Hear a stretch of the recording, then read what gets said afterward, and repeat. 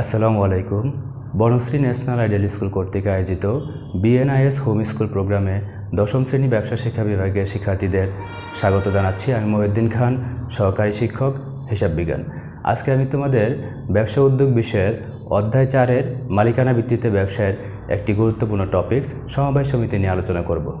প্রিয় শিক্ষার্থীরা, Banasree national ideal school কর্তৃক আয়োজিত এই যে বিএনআইএস হোম স্কুল প্রোগ্রামে ব্যবসা উদ্যোগ বিষয়ের ধারাবাহিক প্রক্রিয়ায় আজকে আমরা আছি 7ম ক্লাসে। তাহলে চলো আমরা আমাদের আলোচনায় চলে যাই। আমাদের আজকের আলোচনার বিষয় হচ্ছে বাংলাদেশের সমবায় সমিতির সমস্যা ও সম্ভাবনা। তাহলে চলো এই বিষয়গুলো আমরা বোর্ডের মাধ্যমে জেনে নিই। দেখো, আমরা এখানে লিখেছি বাংলাদেশের সমবায় ব্যবসায় সমস্যা ও সম্ভাবনা। সমবায় একটি দেশের অর্থনৈতিক উন্নয়নে গুরুত্বপূর্ণ অবদান রাখে। বিশ্বের বিভিন্ন দেশ সমবায়ের মাধ্যমে তাদের ভাগ্য পরিবর্তনে সক্ষম হয়েছে, কিন্তু আমাদের দেশে সমবায় আন্দোলন তেমন সফল হয়নি। শিক্ষার্থীরা, আমরা জানি যে বাংলাদেশ যখন স্বাধীনতা লাভ করে, স্বাধীনতা লাভের পর বিভিন্ন ধরনের সমবায় সংগঠন গড়ে ওঠে, কিন্তু এটি অনেকটাই খাতা কলমের মধ্যেই সীমাবদ্ধ। এর বাস্তবায়ন কিন্তু আমরা খুব একটা দেখতে পাই না।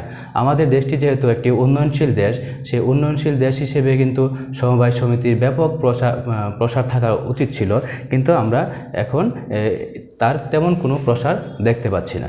এর নেপথ্যে যে ধরনের কারণ রয়েছে, সেই কারণগুলো এখন আমরা আলোচনা করব।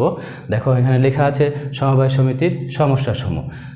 আমরা এখন এক এক করে এই সমস্যাগুলো আলোচনা করার চেষ্টা করব। এক হচ্ছে শিক্ষার অভাব। আমাদের দেশের দরিদ্র জনগোষ্ঠী শিক্ষার আলো থেকে বঞ্চিত।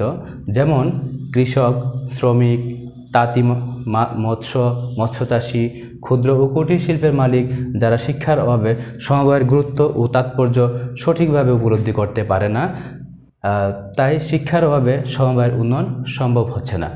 শিক্ষার্থীরা, আমরা জানি যে সমবায় সংগঠন গঠন করা হয় স্বল্প এবং নিম্নবিত্ত মানুষদেরকে নিয়ে।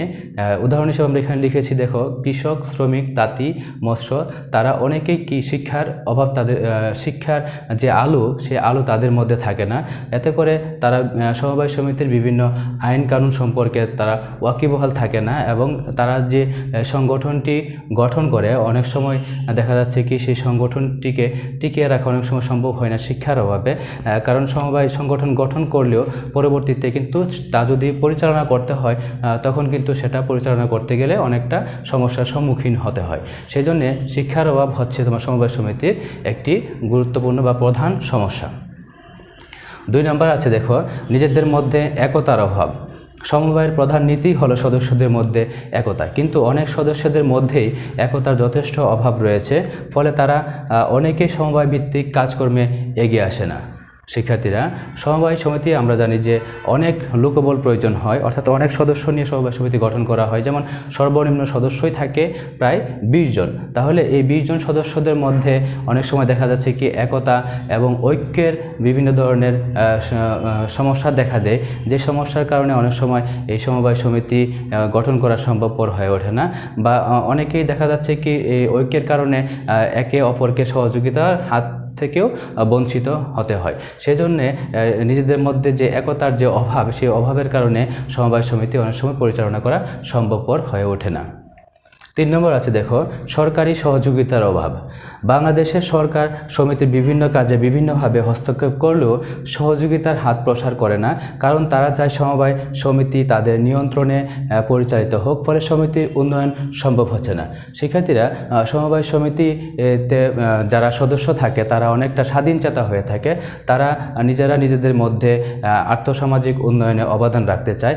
সেক্ষেত্রে সরকার যদি তাদেরকে সহযোগিতা করতে চায়, তাহলে তারা সেই সহযোগিতাটুকু নিয়ে নেয়, কিন্তু সেই নিয়ন্ত্রণ ভার তারা আসলে সরকারকে দিতে চায় না। তাই সরকারকে সেই সহযোগিতার হাত বাড়িয়ে দিতে হবে। আর এই সহযোগিতা যদি সঠিকভাবে সদস্যদের করা হয়, তাহলেই কিন্তু সমবায় সংগঠন গড়ে উঠবে। তাই সরকারি সহযোগিতার অভাবের কারণে অনেক সময় কি সমবায় সমিতি গঠন করা সম্ভব হয়ে ওঠে না। 4 নম্বর আছে দেখো সাধারণের আস্থার অভাব। বাংলাদেশের সমবায় সমিতি প্রতিষ্ঠার ফলে অনেকেই প্রতারিত হয়েছে, তাই মানুষ এখন সমবায়ের প্রতি আস্থাহীন হয়ে পড়েছে, যা সমিতির উন্নয়নে বাধা সৃষ্টি করে। শিক্ষার্থীরা, সমবায় সমিতি মূলত গড়ে ওঠে পারস্পরিক আস্থা এবং বিশ্বাসের উপর। সেই বিশ্বাস বা আস্থা যদি না থাকে তাহলে কিন্তু সমবায় সদস্যদের মধ্যে মনোমালিন্য দেখা দিবে। এতে করে সমবায় সংগঠনটিকে টিকিয়ে রাখা অনেকটা সম্ভব হবে না। তাহলে সাধারণের আস্থা কিভাবে সৃষ্টি হবে?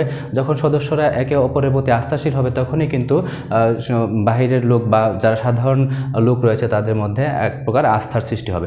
অন্যথায় কিন্তু সেই আস্থার অভাবের কারণে কিন্তু সমবায় সমিতি গঠন করা সম্ভব হবে না। 5 নম্বর আছে দালাল শ্রেণীর প্রতারণা। বিভিন্ন শ্রেণীর দালালদের কারণে অনেকে সমবায়ের প্রতি অনীহা বা সমবায় গঠনে আগ্রহ হারিয়ে ফেলছে। শিক্ষার্থীরা, একটি সমবায় সমিতি যখন গঠন করা হয় তখন এর আশেপাশে অনেক দালাল শ্রেণীর উদ্ভব হয়, কারণ দালাল শ্রেণীরা তারা বিভিন্ন ধরনের প্রলোভন দেখিয়ে সমবায় সমিতির বিভিন্ন প্রোডাক্ট কিনে দিবে বা বিভিন্ন মাধ্যম দেখিয়ে তারা অনেক সময় টাকা পয়সা নিয়ে তারা চলে যায়, বা বিভিন্ন ধরনের প্রোডাক্ট যদিও তাদেরকে সরবরাহ করে অনেক সময় দেখা যায় নিম্নমানের প্রোডাক্ট তারা দিয়ে থাকে। এতে করে সমিতির যারা সদস্য রয়েছে তারা অনেকটা আগ্রহ হারিয়ে ফেলে। তাই দালাল শ্রেণীর প্রতারণা ফলে কিন্তু সমবায় সমিতি অনেক সময় গঠন করা সম্ভব হয় না। এটাও একটি অন্যতম বড় ধরনের সমস্যা। প্রচারণার অভাব। বেশিরভাগ মানুষই সমবায় সমিতি গঠনের প্রয়োজনীয়তা এবং উপকারিতা সম্পর্কে জানে না। সামাজিক ও অর্থনৈতিক ক্ষেত্রে সমবায়ের সদস্য হয়ে যে সুবিধা পাওয়া যায় তা সকলকে জানাতে হবে। অর্থাৎ প্রচারণার অভাবের কারণে কিন্তু সমবায় সমিতি অনেকটা সমস্যার সম্মুখীন হয়ে থাকে। 7 নম্বর আছে মূলধনের স্বল্পতা। শিক্ষার্থীরা, আমরা জানি যে সমবায় সমিতি স্বল্পবিত্ত, মধ্যবিত্ত, নিম্নবিত্ত এবং বিত্তহীনদেরকে নিয়ে এই সমিতি গঠন করা হয়। এই সমিতিতে যে সকল সদস্য রয়েছে তারা সাধারণত নিম্ন আয়ের মানুষ হয়ে থাকে।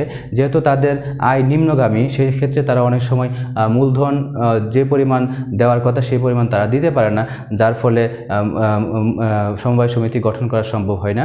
সেই জন্যে মূলধনের স্বল্পতাও কিন্তু সমবায় সমিতির আরেকটি গুরুত্বপূর্ণ সমস্যা। শিক্ষার্থীরা, আমরা এতক্ষণ সমবায় সমিতির সমস্যা নিয়ে আলোচনা করেছি। এখন আমরা বাংলাদেশের সমবায় সমিতির যে প্রতিকার বা সম্ভাবনা রয়েছে সেই সম্ভাবনা অংশটুকু আমরা এখন জানব। 1 নম্বর আছে দেখো সরকারি পৃষ্ঠপোষকতা বৃদ্ধি।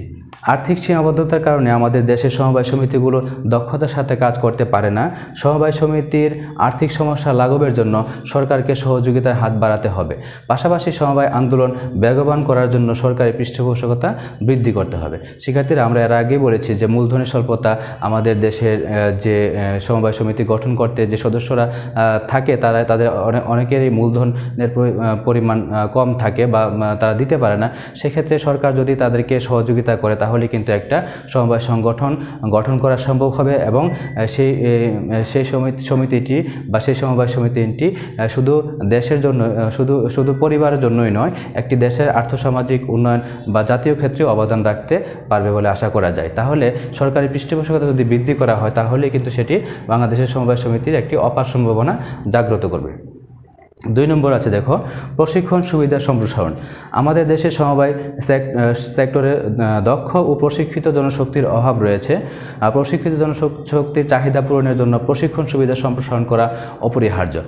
যেহেতু আমাদের দেশে যে সমবায় সমিতিটি গঠন করা হয় সাধারণত তারা নিম্নবিত্ত বা স্বল্পবিত্ত হয়ে থাকে, সেক্ষেত্রে তাদের অনেক সময় প্রশিক্ষণের অভাব দেখা যায় বা প্রশিক্ষণ তারা নিতে পারে না। সেক্ষেত্রে প্রশিক্ষণের সুযোগ সুবিধা করতে হবে। প্রশিক্ষণ বিভিন্ন মাধ্যম থেকে করা যায়, যেমন আমাদের দেশে যুব উন্নয়ন অধিদপ্তর আছে, মাইডাস আছে, এই সকল প্রতিষ্ঠান থেকে প্রশিক্ষণ নিয়ে কিন্তু সমবায় সমিতির যে সকল সদস্যরা রয়েছে তাদেরকে যদি প্রশিক্ষণ দেওয়া হয় তাহলে তারা সমিতিতে অনেক বড় অবদান রাখতে পারবে।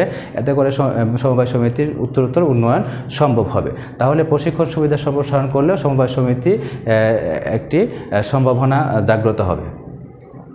3 আছে ব্যাপক প্রচারের ব্যবস্থা।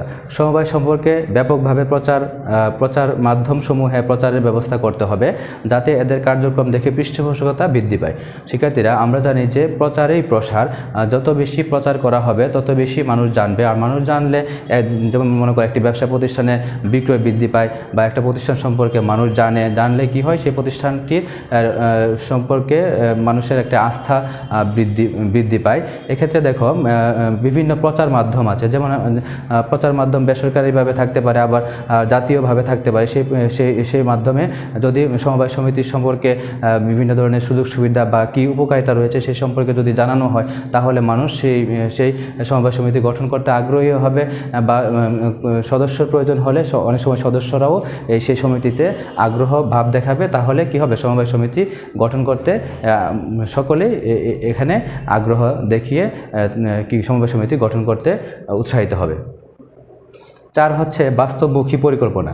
সমবায় সমিতিগুলোর সঠিক পরিচালনা, নিয়ন্ত্রণ ও উন্নয়নের জন্য বাস্তবমুখী পরিকল্পনা গ্রহণ করতে হবে, ফলে সমবায় সমিতির প্রসার লাভ করা সম্ভব হবে। শিক্ষার্থীরা, বাস্তবমুখী পরিকল্পনা, আমরা জানি যে আমাদের বাংলাদেশে অনেক সমবায় সমিতি গঠিত হয়েছে, কিন্তু বাস্তবমুখী পরিকল্পনার কারণে সমবায় সমিতিগুলো বাস্তবায়ন সম্ভব হয়নি। সেজন্য সদস্যদের কাকে কী দায়িত্ব দিলে, কীভাবে দায়িত্ব দিলে, কার দ্বারা দায়িত্ব দিলে তোমার কার্য সঠিকভাবে সম্পাদন করা সম্ভব হবে, সেই বিষয়গুলো আগেই পরিকল্পনা মাফিক করতে হবে। তাহলে একটি সমবায় সমিতি গঠন করতে সুবিধা হবে এবং সেটি দেশের অর্থনৈতিক কল্যাণে কাজে আসবে। 5 হচ্ছে সঠিক হিসাব রক্ষণ। সমবায় সমিতি সনাতন হিসাব পদ্ধতি পরিহার করে আধুনিক অথবা সুষ্ঠু হিসাব রক্ষণ ব্যবস্থার প্রবর্তন করতে হবে। এতে জনগণের আস্থা ও বৃদ্ধি পাবে। শিক্ষার্থীরা, সঠিক হিসাব রক্ষণ, যেহেতু সমবায় সমিতিতে অনেক সদস্য থাকে সেহেতু সমবায় সমিতির হিসাব কার্য অবশ্যই সুষ্ঠু, সুন্দর এবং সুশৃঙ্খল হতে হবে। এতে করে সমবায়ের যে সদস্য রয়েছে তাদের আস্থা এবং তাদের আস্থা বৃদ্ধি পাবে। ফলে আমরা যে আগেকার যে নিয়ম খাতা কলম বা খাতায় লিখে হিসাব নিকাশ পদ্ধতি পরিহার করে কম্পিউটারাইজড বা ডিজিটাল পদ্ধতিতে হিসাব ব্যবস্থা করতে পারলে তাহলে জনগণের আস্থা বৃদ্ধি পাবে এবং সেই সমবায় সমিতি উত্তরোত্তর উন্নতি বহন করবে। তাহলে এই সঠিক হিসাব রক্ষণ ব্যবস্থা করতে পারলে একটি বাংলাদেশের সমবায় সমিতি আরও সম্ভাবনা জাগ্রত হবে। দেশের উন্নয়ন, সমবায় সমিতি যত বেশি গঠন করা যাবে একটি দেশের উন্নয়নে সে সমবায় সমিতি অবদান রাখবে। তাহলে দেশের উন্নয়নের জন্য কিন্তু সমবায় সমিতি গঠন করা উচিত। তাহলে পরিশেষে আমরা বলতে পারি যে সুষ্ঠু প্রয়োগের মাধ্যমে বাংলাদেশের সমবায় আন্দোলনের পথে সৃষ্ট সমস্যাগুলো দূরীভূত করা সম্ভব।